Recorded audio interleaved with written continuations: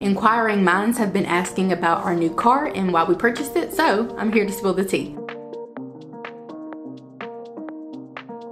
Hello everyone and welcome back to my channel. In today's video, I'm going to be sharing with you guys our new car and talk to you guys about the car buying process and how that went and all of that. So without further ado, let's go ahead and hop into the video. So I have to preface this by saying that we hadn't had a car payment in a good 3 years because right after we got married, we started our financial freedom journey, and the first thing, well, not the first thing, but one of the first things to go was my car payment, because I had a car payment. I had a car loan and a car payment, and that was one of the first things to go. So I do have to preface this by saying that this is new territory. I also have to preface this by saying that before we purchased this car, my husband had only been gifted cars. His first car was gifted to him by his mom, which he drove up until maybe like 2019-ish. Coincidentally, his grandma was basically not permitted to drive anymore, so she actually gifted him her car. The Camry was super old. Before it broke down, it was like 20 years old, but we put less money into the Camry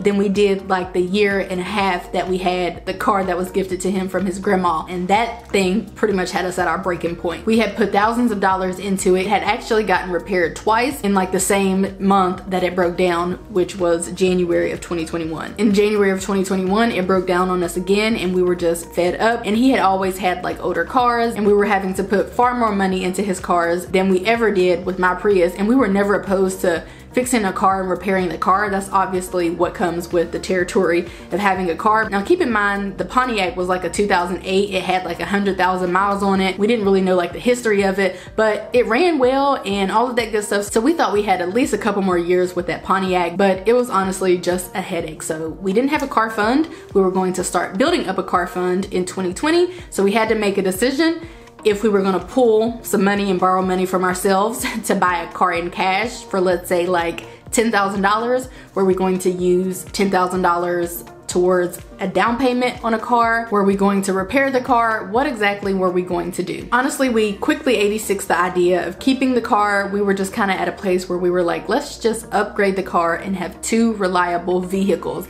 because again, it was just a true headache, and it has been a true headache over the course of the time that we've been together, and him having all of his car issues, which interestingly enough, the year that we met, which was almost 10 years ago, was the same year that the engine had messed up on his first car, and he was like having to deal with those car issues. So it's just funny to me, or it's not funny, but it's interesting to me that like for as long as I've known him, he's been experiencing some type of like car issues. Cars are pretty expensive. What we decided on was just to purchase our dream car, a family car, a car that was going to withhold the test of time, that was going to last us probably another 20 years. So it just kind of made sense to just upgrade the actual size of the vehicle and go from, you know, a crossover or whatever that Pontiac was considered to an actual sports utility vehicle. You know, we have bikes now we have a dog, all that type of stuff. So that's kind of what we decided on. And when you talk about like normal people SUVs, not rich people SUVs, there are a few companies that pop up, i.e. Toyota,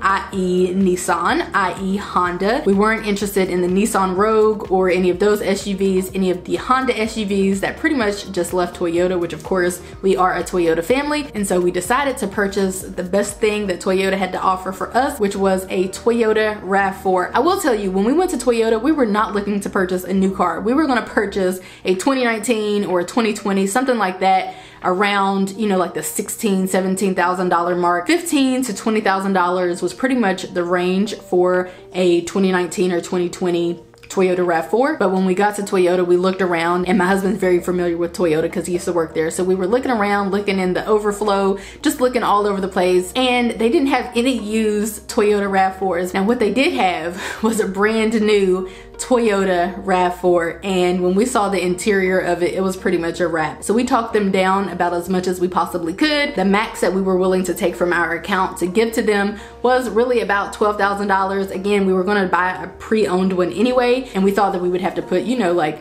$3,000, $4,000 to $7,000, $8,000 or so towards it to even purchase that car, but we just went ahead and purchased the brand new car. It was a little scary, you know, I've never purchased a brand new car. My husband had never purchased a car, period. So it was a little interesting, but we love the car. We have no regrets whatsoever. Absolutely no regrets. We do have a car payment now, of course, but our financial journey doesn't just halt because we purchased a new car. Our financial journey will continue. And so our plan is to have the car paid off as quickly as possible. Our plan is to have it paid off as soon as possible and to go back to minimizing our debt. And I'll be honest, really the only reason why we even went through with it was because we did have a decent enough down payment and we knew that we would be paying off my husband's student loans soon, but nothing short of obsessed with the car. We have 2 reliable vehicles now. Of course, we're trying to have a baby soon, so I'm happy that my husband will have a reliable vehicle. He actually kind of drives the Prius a lot and I kind of drive the RAV4. We split it though because we're both obsessed with it, so like 4 days out the week I drive it and 3 days out the week he drives it. So yeah, we're super in love and it was just a purchase that was going to have to happen eventually, and to us it just kind of made sense to purchase a newer car, whether it was going to be brand new or not, but just a newer car that was going to last us for decades possibly and would contribute to the overall decrease in our stress and the overall improvement of our quality of life. Because when I tell you that car, those cars were stressful, they were stressful. So that is the car story and why we went with that car, because I've always wanted a RAV4, but my husband wants and likes, he either likes like a Toyota Tundra or a 4Runner, but the prices of those weren't even an option. Those are like $30,000+ cars, and whether we had the cash or not, we would not be spending that much on a vehicle that we literally just need to get us from A to B. So as far as how we're going to tackle this debt, of course we still have my husband's student loans, which are in a virus forbearance. So that is the first thing on the docket, which we plan to pay off at the end of the forbearance, and then paying off this car, which I intend will take a good year to do. But of course we recently joined the FIRE movement and we're putting a lot of money to retirement. I don't want to stop that. I've been thinking about just doing what we consider the minimum, but of course we have to retire. We actually might retire with the cars that we have, because the Prius she's running like a well-oiled machine and she's 10 years old, and then we have the RAV, which is brand new. So that'll be interesting to see what cars we end up retiring with. So that is it for this portion of the video. Let's go ahead and just do a quick little tour of my new baby girl. Not this baby girl, the other baby girl. Although, have you guys seen my new baby girl? Let's see if you can see her. This is our other new member of the family, Lady. Lady, the pit mix, came here in February. She was a stray.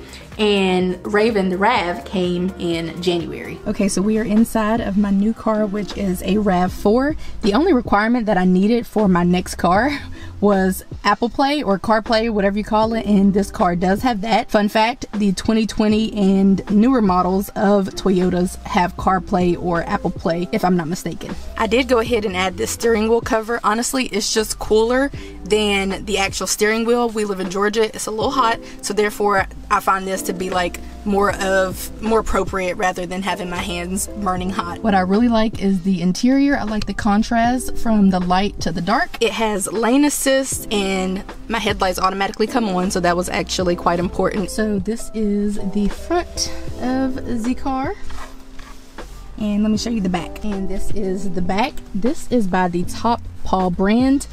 For the Love of Dogs, established 1990. Me too. I actually got this at PetSmart, and it's just for our new dog, because after we got this car, we got a new dog. Probably wouldn't have gotten such a car if we knew we were going to be taking in an animal. So this is for my lady girl, which I have to pick her up today. She is at the vet getting some shots and a pedicure, so that is why I have this in here. Otherwise I would just fold it up and throw it in the back. It is white and it's the XLE version, and yeah, this is it. I mean, I feel like not really a whole lot to say about it, but this is our new girl.